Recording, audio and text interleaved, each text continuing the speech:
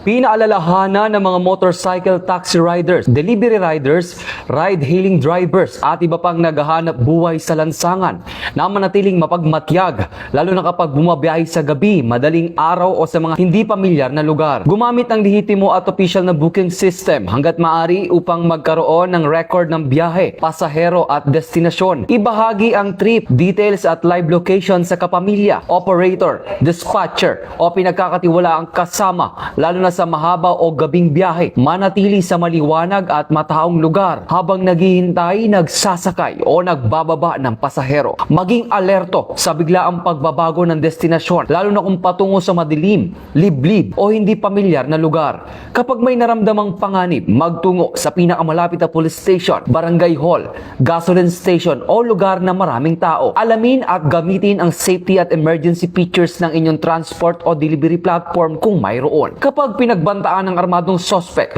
unahin ang inyong buhay at kaligtasan. Iwasan ang konfrontasyong maaring maglagay sa inyo sa higit na panganib. Kapag ligtas ng gawin, tandaan ang pisikal na anyo, kasuutan, direksyon ng pagtakas at iba pang pagkakakilanlan ng suspect na makakatulong sa investigasyon. I-report agad ang insidente o kahinahinalang kilos sa pinakamalapit na himpilan ng pulisya o tumawag sa 911 emergency hotline. Hinihikayat din ng mga transport at delivery platforms, operators at rider organization na palakasin ang kanilang safety orientation, incident reporting procedures, emergency assistance at koordinasyon sa mga otoridad. Ang mga paalalang ito ay para sa karagdagang proteksyon. Ang pananagutan sa krimen ay nananatili sa gumawa nito at hindi sa biktima. Maging alerto, ibahagi ang detalye ng biyahe, agad na humingi ng tulong sa oras ng panganib. Mula dito sa National Headquarters ng Philippine National Police, ako ang inyong PNN correspondent, Patrolman Edwin Baris, alagad ng batas, taga-taguyod ng Balitang Pulis.